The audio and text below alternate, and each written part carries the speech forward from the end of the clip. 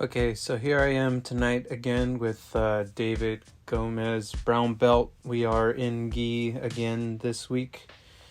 And again, he lets me kind of try to work some of my game in, trying to work in some new technique.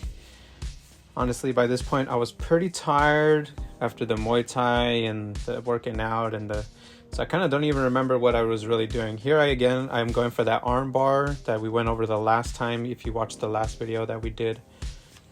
And he already he saw it coming from a mile away, so he kind of stood up right out of that. And we kind of had a laugh about that because it was super obvious what I was trying to do.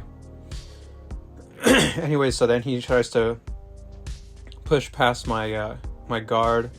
I try to get up. I was going to try to do a technical stand-up to get out of it, but I failed. However, I did get him in my full guard.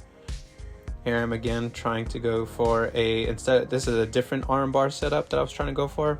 It's not that arm bar where I have the overhook and grab the gi. It was more one where you kind of put one foot into the armpit and one on the other side you have one arm kind of clamping the arm that you get the arm bar down. Here I actually he was actually pretty proud of that sweep right there. He was telling me about how I kind of just perfectly lifted that foot up over and kicked over to get to that position. I'm trying here I was trying to go for a Kimura, but I was not able to secure it. Later he tells me about basically using my other leg, which would be my left leg, to pin down the other arm so that he wouldn't be able to defend it. And then I'm trying to go for a collar choke here, very unsuccessfully. He gets out of it, and then I go for the back. Here he really does let me try to get pretty far here on the back take. However, I still am pretty unsuccessful with it. To be honest, the back take is like one of those things where it's like the finishing rate is pretty high, but all the pieces you have to keep together are, see right there, that's where he lets me kind of hook the arm with the, and he kind of just gets right out of it. I didn't have my foot against his back. Here's where he tells me about the Kimura. I was trying to get the Kimura. And he basically, on that side, he pins my other arm with his shin. And then, so he's basically giving me that tip where you pin the arm with your shin, and then you get the Kimura, and you have a much more solid finish with it.